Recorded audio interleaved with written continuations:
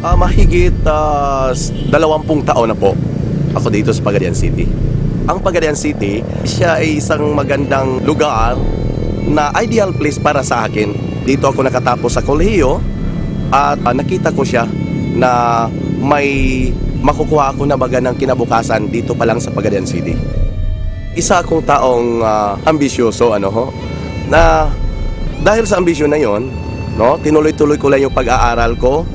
Maraming mga pagsubok na nadaanan ko, pero okay lang yon dahil wala ako talagang magbibigay sa akin ng kinabukasan kundi ako lang mismo.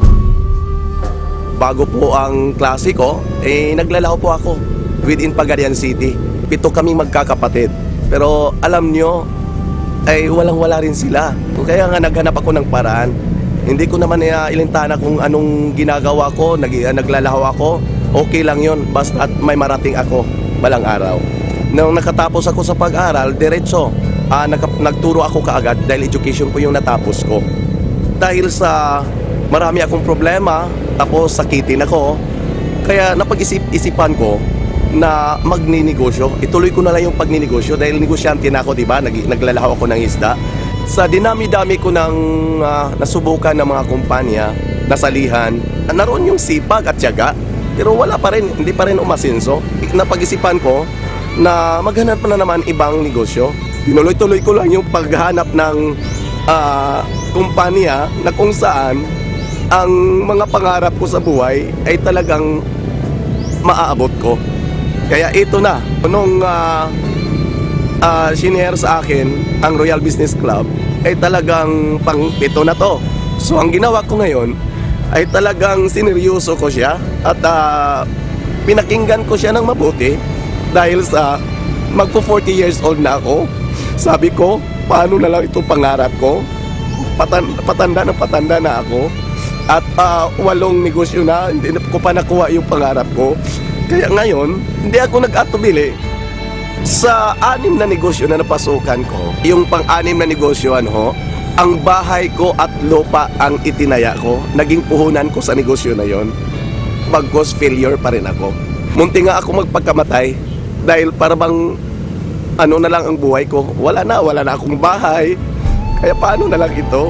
Hindi alam ng ibang tao na talagang nag-suicide na sana ako. Buti na lang, may aklat akong nabasa.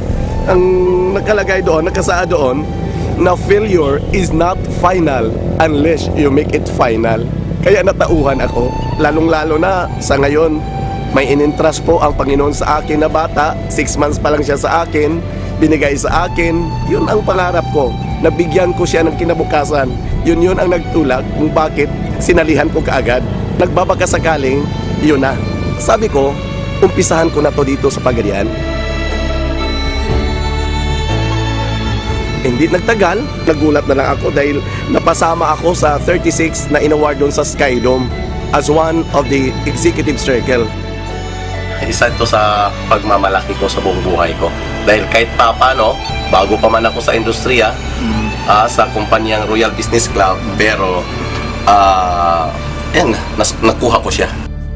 Pag uwi ko naman dito, dahil weekly yung cheque, 158,000 ang sumalubong sa akin. Kung ano yung nakita ko sa umpisa sa Royal, na talagang ang lahat transparent. Hanggang ngayon, pinatunayan niya. No, diba? Kawi-withdraw ko lang ng cheque ko, 80 plus ngayon. Pero, hindi pa ubos. Ito, isang account pa lang to na binuksan ko ngayon. Kanina, 13,000. Ngayon, nag-22,000 na naman siya. Sa loob ng 1 taon at 2 buwan, eto, resulta na kagad. Nabili ko yung bagong Ford Fiesta High-End na siyang ginagamit ko ngayon sa paghahatid ng mga produkto at sa packages para mas lalong maservisyohan ko yung mga taong naniwala po sa Royal. Kung wala talaga ang Royal, ay hindi ko talaga ito maranasan. Kasi sabi ko sa buong buhay ko, kung wala ako sa Royal, yung mga pangarap ko ay nakalibing pa rin. Pero ngayon, nahukay ko na. Kaya sabi ko sa aking sarili, kung ano man yung failures na naranasan ko noon, yun lang bahagi ng aking istorya sa buhay ko. No? Na paano ko naabot to? Dahil po sa mga failures. Kaya ako rin ay nagpapasalamat sa mga failures na yon. Nabigo man ako ng ilang bisis, pero may purpose pa rin. Dahil ito ako ngayon. Sa umpisa, dahil wala talaga ako. The moment na kukuha ako o kay maraming bibili sa akin ng mga packages, pinupuntahan ko talaga ang branch. Ayan, wala akong tulog. Kasi pag pumupunta ako ng branch, mga siguro 8 oras bago ko marating yung branch. Pagkuha ko ng mga produkto o kay mga packages doon sa branch, talagang doon na ako. Kung saan ako naabutan ng gabi, doon na talaga ako natulog. Kasama ko yung mga products at mga packages ng Royal. Pagkatapos, pagdating ko dito sa Pagadian City, inihatid ko yung mga packages, yung mga lahat na nag-member ng Royal sa kanilang mga bahay. Yun po ang ginagawa ko.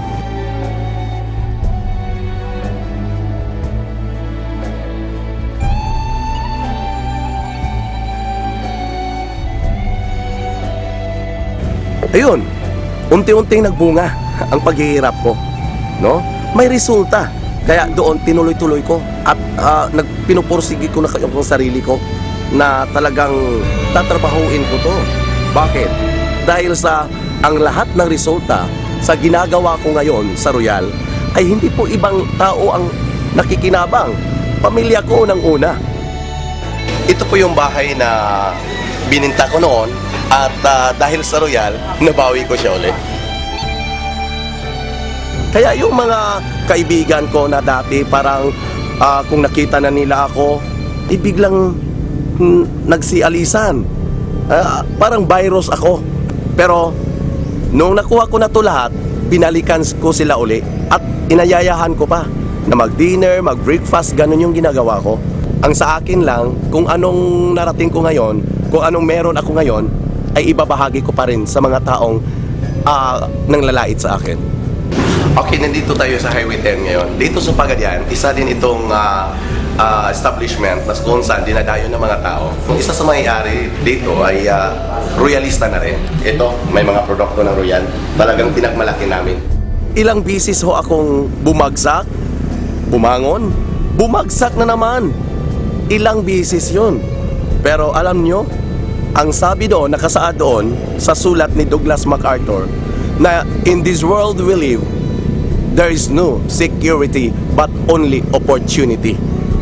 Kaya, nung introduce sa akin ang Royal, opportunity to. At hindi ako nagkamali. Dito na talaga. Sa Royal na talaga makukuha ko lahat ang mga pangarap ko sa buhay. This is Royal Power!